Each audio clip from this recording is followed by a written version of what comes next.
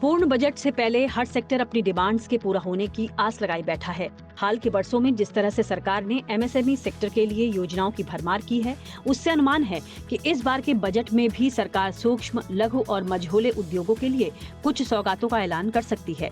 इसकी एक बड़ी वजह इस सेक्टर का रोजगार मुहैया कराने में योगदान है। दरअसल भारत की जीडीपी में एमएसएमई का करीब 30% योगदान है। नए जमाने में अब कई स्टार्टअप्स भी इसी सेक्टर का हिस्सा हैं। ऐसे में 2024-25 के पूर्ण बजट में इस सेक्टर पर खासा फोकस रह सकता है, क्योंकि बेरोजगारी की चुनौती से निपटने में ये सेक्टर काफी मदद कर सकता है। इसके लिए सेक्टर से जुड़े लोग वित्त मंत्री निर्मला सीतारमण के सामने हर माध्यम से अपनी डिमांड रख रहे हैं। Government sector like railway, defence, PWD, MCD, etc, इसके अंदर एमएसएमई इंडस्ट्री का मिनिमम गवर्नमेंट को 25% कोटा, सप्लाई कोटा कर देना चाहिए।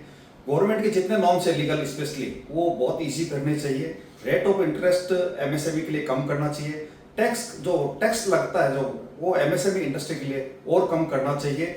और 5 करोड़ तक की जो लोन है वो विदाउट कोलेटरल सिक्योरिटी के और इजी प्रोसेस द्वारा किया जाना चाहिए। बढ़ते हुए इस ग्लोबलाइजेशन के दौर में एसएमई को हैंड होल्डिंग की बहुत ज्यादा जरूरत है। हमारे सामने चाइना का मॉडल बिल्कुल रेडी है। इंडस्ट्रियलाइजेशन हो, ज्यादा से ज्यादा जॉब क्रिएशन हो और भारत में व्यापार को बढ़ावा मिले और लोकल फॉर ग्लोबल पे जोर देने की जरूरत है।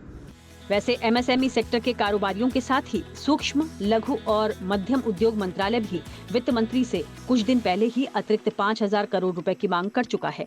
इस फंड का इस्तेमाल मंत्रालय प्रधानमंत्री रोजगार सृजन कार्यक्रम के तहत आवेदनों के निपटारे के लिए करने की योजना है। पीएमईजीपी के तहत सरकार खादी और ग्राम उद्योग आयोग के माध्यम से स्वरोजगार के लिए रियायती दरों पर बैंक लोन मुहैया कराती है। सरकार ने 2021-26 के लिए पीएमईजीपी के तहत 13,500 करोड़ रुपए का आवंटन किया हुआ है। कोविड के बाद तमाम राहत और रियायतों के बावजूद एमएसएमई सेक्टर की समस्याओं का समाधान नहीं हो पाया है।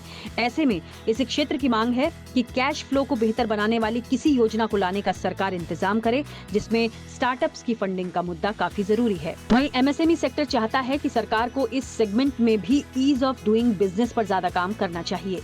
ईज ऑफ डूइंग के लिए बजट में सरकार एमएसएमई सेक्टर के लिए आईटी इंफ्रास्ट्रक्चर को बेहतर बना सकती है। इसके लिए आईटी हार्डवेयर और सॉफ्टवेयर में निवेश पर हुए खर्च में टैक्स राहत दी जा सकती है। इससे उन्हें भविष्य की एआई, सप्लाई चेन सिस्टम और सीआरएम जैसी तकनीक को अपनाने में आसानी होगी। वीडियो पसंद आया तो हमें लाइक, कमेंट, शेयर और सब्सक्राइब जरूर करें।